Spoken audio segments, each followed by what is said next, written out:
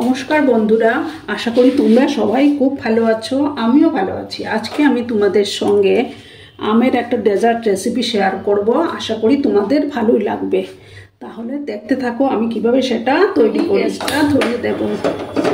একটা কড়া বসিয়ে দিয়েছি। কড়াটা গরম হয়ে গেলে আমি এখানে কাজু আর কিশমিশ নিয়েছি, সেগুলো ভেজে নেব। আমি নিয়েছি হাফ কাপের মতো সেওয়াই নিয়েছি আর একটা ম্যাঙ্গো পিউরি নিয়েছি। এবার আমি ঘি দেব। আমার ঘিটা গরম হওয়ার পর আমি কাজু আর কিশমিশগুলো ভেজে নেব। এবার কাজু আর কিশমিশগুলো দিয়ে দেব, পুরো আঁচটাকে কমিয়ে দেব। এগুলোকে হালকা করে, কাজু আর কিশমিশগুলোকে হালকা করে ভেজে নেব আমি।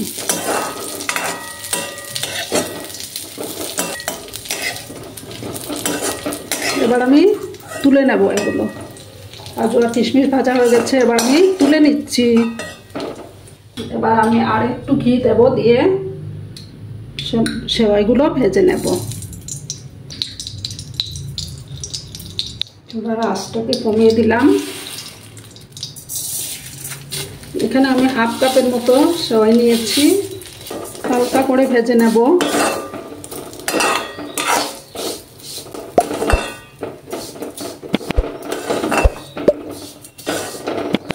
এবার আমি তুলে নেব।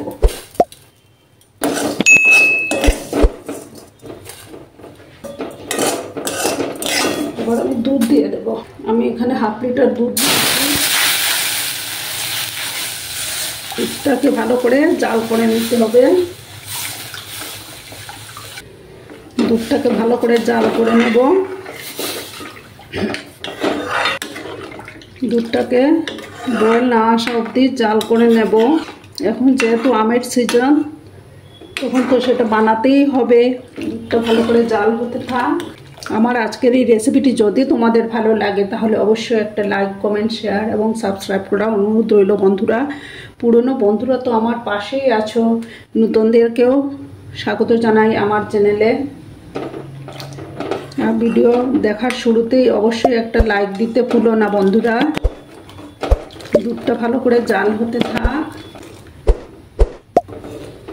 দুধটাকে আমি ভালোভাবে জাল করে নেব। তোমরা অবশ্য বাড়িতে এটা বানিয়ে খাবে, দেখবে দারুণ লাগে খেতে।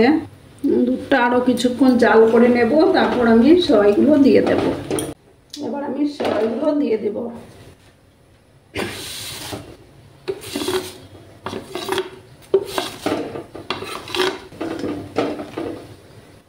তারপর কাজু আর কিশমিশটা ভেজে রেখেছিলাম, সেগুলো দিয়ে দিচ্ছি।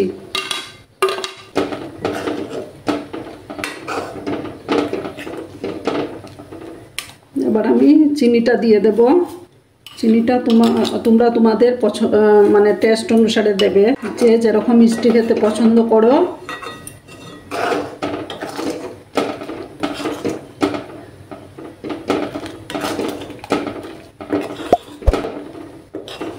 আরো কিছুক্ষণ এইভাবে জাল করে নেব।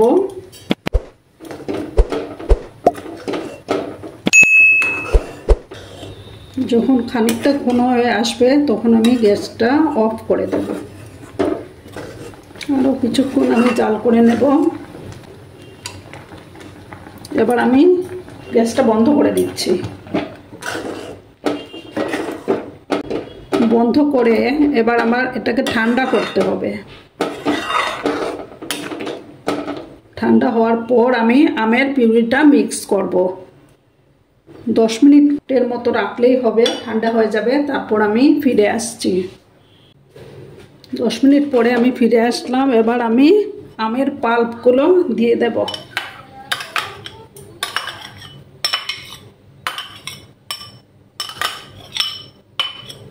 একটা পুরো ঠান্ডা হয়ে গেছে। এবার আমি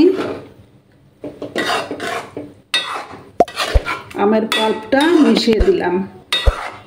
আমি এখানে একটা আম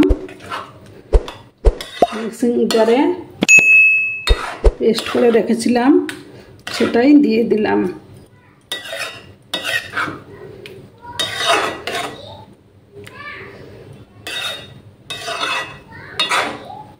এবার আমার এই রেসিপিটি সার্ভিংয়ের জন্য রেডি। আমি সার্ভ করে দিচ্ছি।